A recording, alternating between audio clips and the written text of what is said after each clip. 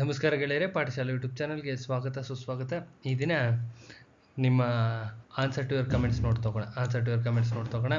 First Raichur DCC bank interview ಯಾವಾಗ ಅಂತ ನೋಡೋಣ. ರಾಯಚೂರು DCC ಬ್ಯಾಂಕ್ ಇಂಟರ್ವ್ಯೂ ಇನ್ನು ಯಾವ್ಯಾವ ಸಬ್ಜೆಕ್ಟ್ಸ್ ಓದಬೇಕು ಅಂತ ಇನ್ನೊಂದ್ಸತಿ ಹೇಳ್ತೀನಿ. ಇನ್ನು ಸುಮಾರು ಜನ ಕನ್ಫ್ಯೂಷನ್ ಇದೆ, ಇನ್ನೊಂದ್ಸತಿ ಹೇಳ್ತೀನಿ. VAO ನೋಟಿಫಿಕೇಶನ್ ಯಾವಾಗ ಅಂತ ಹೇಳ್ತೀನಿ.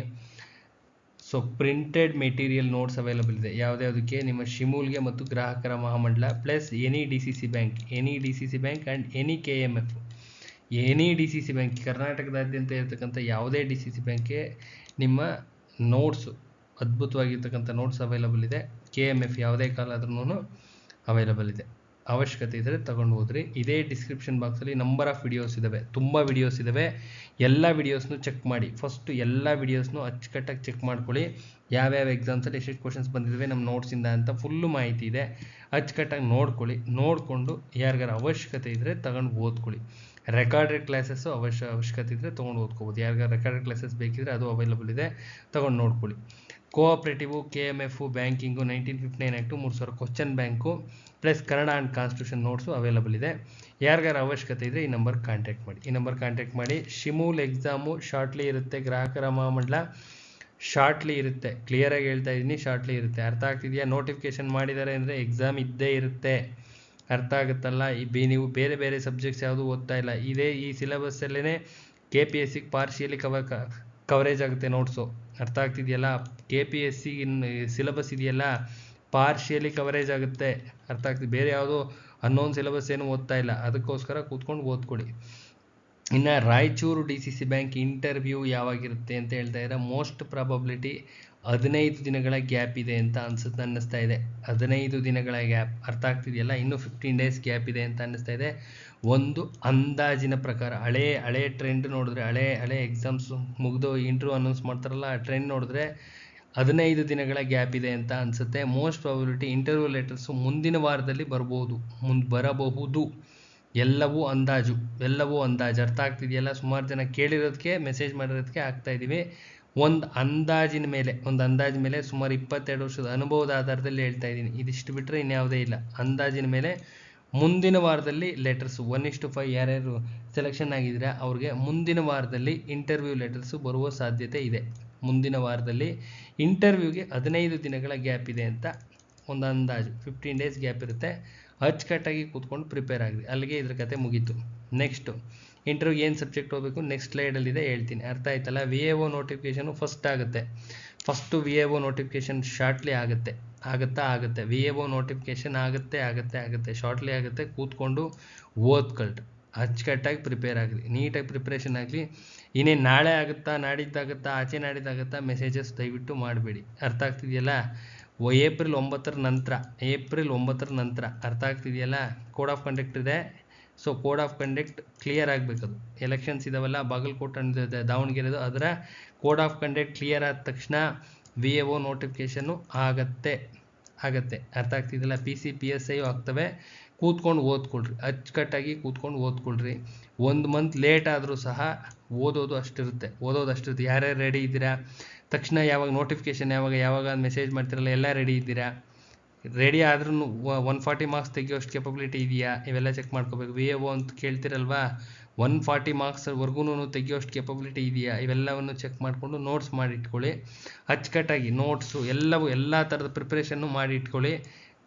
ನೋಟಿಫಿಕೇಷನ್ ಆಗೋದಂತೂ ಪಕ್ಕ 100% ಆಗುತ್ತೆ. ಇನ್ನೂ ಆಗ್ತವೆ. ಇನ್ನು ಇದು ಬಿಗಿನಿಂಗ್, ಇದು ಓಪನಿಂಗ್ ಅಷ್ಟೇ. ಇನ್ನೂ ನೋಟಿಫಿಕೇಷನ್ಸು ತುಂಬ ನೋಟಿಫಿಕೇಷನ್ಸ್ ಇದ್ದಾವೆ. ಎಲ್ಲವೂ ಕಾಲಾಗ್ತಾ ಬರ್ತವೆ. ಅಚ್ಚುಕಟ್ಟಾಗಿ ಕೂತ್ಕೊಂಡು ಓದ್ಕೊಳ್ಳಿ. ಬಟ್ ಕೈಯಲ್ಲಿರ್ತಕ್ಕಂಥ ಶಿಮೂಲ್ ಆ್ಯಂಡ್ ಗ್ರಾಹಕರ ಮಹಾಮಂಡಲ ಬಿಡಬೇಡಿ. ಯಾವುದೇ ಕಾರಣಕ್ಕೂ ಬಿಟ್ಟು ಮುಂದೆ ಸ್ಕಿಪ್ ಮಾಡಬೇಡಿ. ಯಾಕಂದರೆ ಇದನ್ನು ಕಂಡಿದೆಯಾ? ಇನ್ನೂ ಕಂಡಿಲ್ಲ. ಯಾವ ಕೈಯಲ್ಲಿದ್ದಾವೆ? ಶಿಮೂಲ್ ಆ್ಯಂಡ್ ಗ್ರಾಹಕರ ಮಹಾಮಂಡಲ ಕೈಯಲ್ಲಿದೆ. ಅಚ್ಚುಕಟ್ಟಾಗಿ ಮುಗಿಸ್ಕೊಳ್ರಿ. ನಿಮ್ಮ ರಾಯಚೂರು DCC ಬ್ಯಾಂಕ್ ಅಚ್ಚುಕಟ್ಟಾಗಿ ಮುಗೀತಾ? ನಿಮ್ಮ ಕಣ್ಣೆದುರುಗಡೆನೇ ಮುಗೀತಾ? ಅದೇ ಥರನೇ ಈ ಶಿಮೂಲು, ಗ್ರಾಹಕರ ಮಹಾಮಂಡಲ ಇದೇ ಥರ ಮುಗಿಸ್ತಾರೆ. ಇದು ಕೋಆಪ್ರೇಟಿವ್ ಅಂಡರೇ ಬರೋದು, ಇದು ಕೋಆಪ್ರೇಟಿವ್ ಅಂಡರ್, ಎಲ್ಲ ಕೋಆಪ್ರೇಟಿವ್ ಅಂಡರಲ್ಲೇ ಬರೋದು, ಬೇರೆ ಎಲ್ಲೂ ಬರೋದಿಲ್ಲ. ಅರ್ಥ ಆಗ್ತಿದೆಯಲ್ಲ? ಇದು DCC ಬ್ಯಾಂಕು, ಇದು ಗ್ರಾಹಕರ ಮಹಾಮಂಡಲ, ಇದು KMF, ಎಲ್ಲ ಕೋಆಪ್ರೇಟಿವ್ ಅಂಡರಲ್ಲೇ ಬರೋದು. ಸಹಕಾರ ಇದಕ್ಕೆ ಸಂಬಂಧಪಟ್ಟಿರ್ತಕ್ಕಂಥವು ಇವೆಲ್ಲನೂ. ಸೊ ಅಚ್ಚುಕಟ್ಟಾಗಿ ಮುಗಿಸ್ಕೊಡ್ತಾರೆ ನೀಟಾಗಿ. ಈಗೆಲ್ಲ ಸೆಲೆಕ್ಷನ್ ಆಗಿದ್ರಲ್ಲ ರಾಯಚೂರು DCC ಬ್ಯಾಂಕ್, ಹೋಗ್ತಾರೆ ಇವಾಗ ಇಮಿಡಿಯೇಟ್ಲಿ ಹೊರಟೋಗ್ತಾರೆ. ಇಂಟರ್ವ್ಯೂ ಒಂದು ಕ್ಲಿಯರ್ ಆಯಿತು ಅಂದರೆ ಹೊರಟೋಗ್ತಾರೆ. ಅರ್ಥ ಆಗ್ತಿದೆಯಲ್ಲ? ಅದಕ್ಕೋಸ್ಕರ ಕೂತ್ಕೊಂಡು ಓದ್ಕೊಳ್ಳಿ. ಟೈಮ್ ವೇಸ್ಟ್ ಮಾಡೋ ಕೆಲಸ ಬೇಡ. ಕ್ಲಿಯರ್ ಆಯ್ತಲ್ವಾ? ಇನ್ನು ಇಂಟರ್ವ್ಯೂಗೆ ಕೋಆಪ್ರೇಟಿವು KMF ಸಾರಿ ಇಂಟರ್ವ್ಯೂಗೆ ಯಾವುದು ನಿಮ್ಮ ಇದು ಬೇಡಪ್ಪ, ಇದು ಬೇಡ. ಇಂಟರ್ವ್ಯೂಗೆ ಕೋಆಪ್ರೇಟಿವು ಬ್ಯಾಂಕಿಂಗು 1959 ಆ್ಯಕ್ಟು ಓದಲೇಬೇಕು. ಇಂಟರ್ವ್ಯೂಗೆ ಕೋಆಪ್ರೇಟಿವ್ ಬಗ್ಗೆ ಕೇಳ್ತಾರೆ, ಬ್ಯಾಂಕಿಂಗ್ ಬಗ್ಗೆ ಕೇಳ್ತಾರೆ. 1959 ಆ್ಯಕ್ಟು ಇಟ್ಸ್ ಎ ಬೈಲಾ, ಇದು ಬೈಲಾ. ಅರ್ಥ ಆಗ್ತಿದೆಯಲ್ಲ? ಒಂದು ಮಂಡಳಿ ಹೆಂಗೆ ನಡಿಬೇಕು ಅಂತ ಈ ಆ್ಯಕ್ಟ್ ಮೇಲೇ ನಡೆಯೋದು.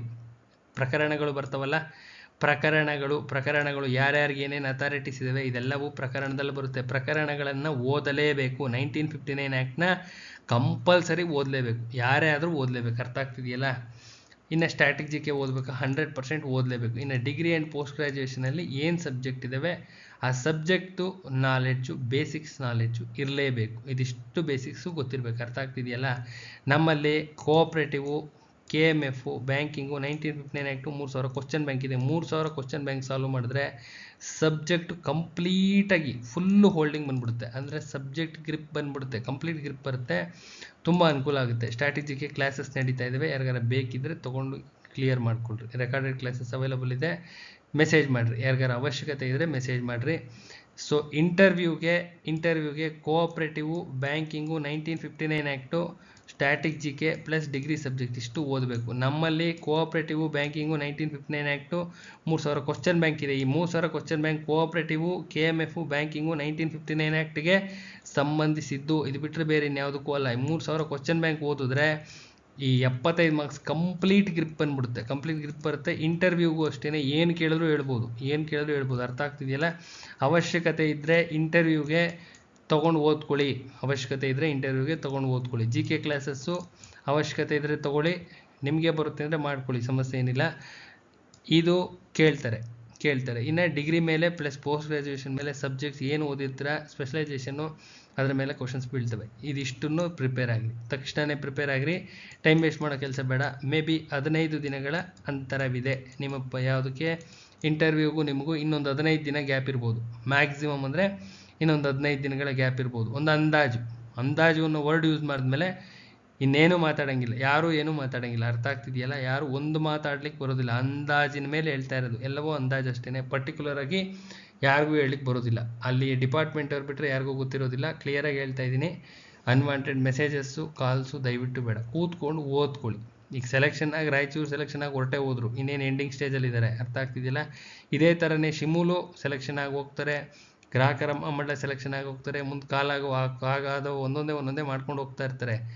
ಮಾಡ್ಕೊಂಡು ಹೋಗಿ. ಯಾರ್ಯಾರು ಲೈಬ್ರರಿ ಕೂತಿದ್ದೀರಾ ಯಾವ್ದಾದ್ರು ಒಂದು ಕ್ಲಿಯರ್ ಮಾಡ್ಕೊಂಡು ಹೋಗಿ. ಒಳ್ಳೇದಾಗ್ಲಮ್ಮ. ಇಷ್ಟು ಹೇಳ್ತಾ ಮತ್ತೆ ಇನ್ನೊಂದು ಹೇಳೋದು ಮರ್ತಿದ್ದೆ. ನೋಟಿಫಿಕೇಷನ್ಸು ನಿಮ್ಮ ಎಲ್ಲ DCC ಬ್ಯಾಂಕ್ಸು, ಎಷ್ಟು DCC ಬ್ಯಾಂಕ್ಸ್ ಇದ್ದಾವೆ ಅಷ್ಟು ಕಾಲ್ ಆಗ್ತವೆ. ಎಲ್ಲ DCC ಬ್ಯಾಂಕ್ಸ್ ಕಾಲ್ ಆಗ್ತವೆ, ಪ್ಲಸ್ KMFs ಎಲ್ಲ ಕಾಲ್ ಆಗ್ತವೆ. ಅಚ್ಚುಕಟ್ಟಾಗಿ ಕೂತ್ಕೊಂಡು ಓದ್ಕೊಳ್ಳಿ. ಹೇಳೋದು ಮರ್ತಿದ್ದೆ, ಅದಕ್ಕೋಸ್ಕರ ಆ್ಯಡ್ ಮಾಡಿದೆ.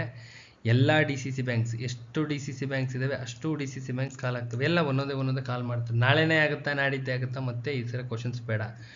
ಒಂದೊಂದೇ ಎಂಟೈರ್ ಕರ್ನಾಟಕ ಒಂದೊಂದೇ ಮಾಡ್ತಾ ಬರ್ತಾರೆ. ಎಲ್ಲ DCC ಬ್ಯಾಂಕ್ಸು ಆ್ಯಂಡ್ KMFs. ಯಾರಿಗಾರ ನೋಟ್ಸ್ ಅವಶ್ಯಕತೆ ಇದ್ದರೆ ಈಗಲಿಂದನೇ ಓದ್ಲಿಕ್ಕೆ ಸ್ಟಾರ್ಟ್ ಮಾಡಿ. ಕರೆಕ್ಟ್ ಎಕ್ಸಾಕ್ಟ್ ನೋಟ್ಸ್ ಇದ್ದರೆ 2 ಮಂತ್ಸ್ ಬೇಕೇ ಬೇಕು. ಒಂದು 10 ಅವರ್ಸ್ ಸ್ಪೆಂಡ್ ಮಾಡಿದ್ರೆ 2 ಮಂತ್ಸ್ ಗ್ಯಾಪು, 2 ಮಂತ್ಸ್ ಬೇಕೇ ಬೇಕು ಓದಲಿಕ್ಕೆ. ಅರ್ಥ ಆಗ್ತಿದೆಯಲ್ಲ? ನಿಮ್ಮ DCC ಬ್ಯಾಂಕ್ಸು, KMFಸು ಜಾಸ್ತಿ ಟೈಮಿಂಗ್ಸ್ ಕೊಡೋದಿಲ್ಲ. ನೋಟಿಫಿಕೇಷನ್ ಡೇಟ್ ಬರುತ್ತಲ್ಲ, ನೋಟಿಫಿಕೇಷನ್ ಡೇಟಿಂದ 1 ಮಂತ್ ನೋಟಿಫಿಕೇಷನ್ ಡೇಟ್ ಇದೆ. ತದನಂತರದಲ್ಲಿ 1.5 ತಿಂಗಳು ಗ್ಯಾಪ್ ಕೊಡ್ಬೋದು ಅಷ್ಟೇ. ಎಲ್ಲ ಸೇರಿ 2.5 ತಿಂಗಳಷ್ಟರಲ್ಲಿ ಎಕ್ಸಾಮಿನೇಷನ್ ಬಂದೇ ಬಿಟ್ಟಿರುತ್ತೆ.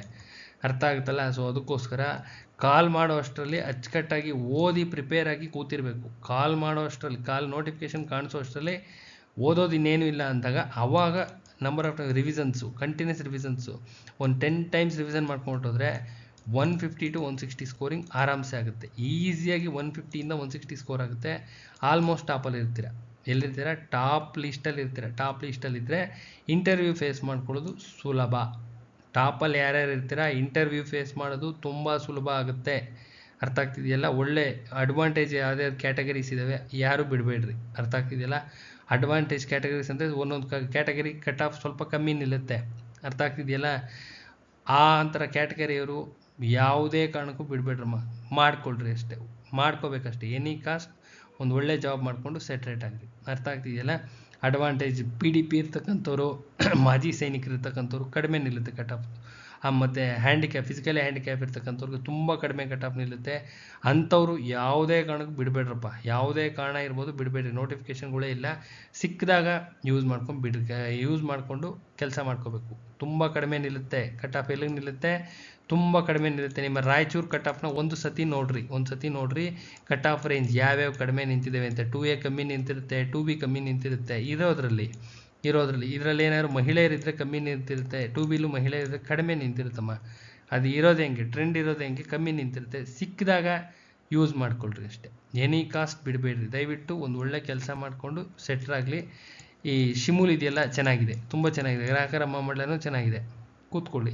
ಇಲ್ಲ ನಮಗೆ VAO ಅಂದರೆ VAO ಓದ್ಲಿಕ್ಕೆ ಸ್ಟಾರ್ಟ್ ಮಾಡಿರಿ. ಖಂಡಿತವಾಗ್ಲೂ ಆರಾಮ್ಸೆ ಓದ್ಲಿಕ್ಕೆ ಸ್ಟಾರ್ಟ್ ಮಾಡಿರಿ. VAO ಅಂದರೆ ಗ್ರೂಪ್ ಸಿ ಬರುತ್ತೆ. ಡೈರೆಕ್ಟಾಗಿ ಗ್ರೂಪ್ ಸಿ ಓದ್ಕೊಳ್ರಿ, ಎಲ್ಲ ಎಕ್ಸಾಮ್ಸ್ಗೂ ಆಗುತ್ತೆ.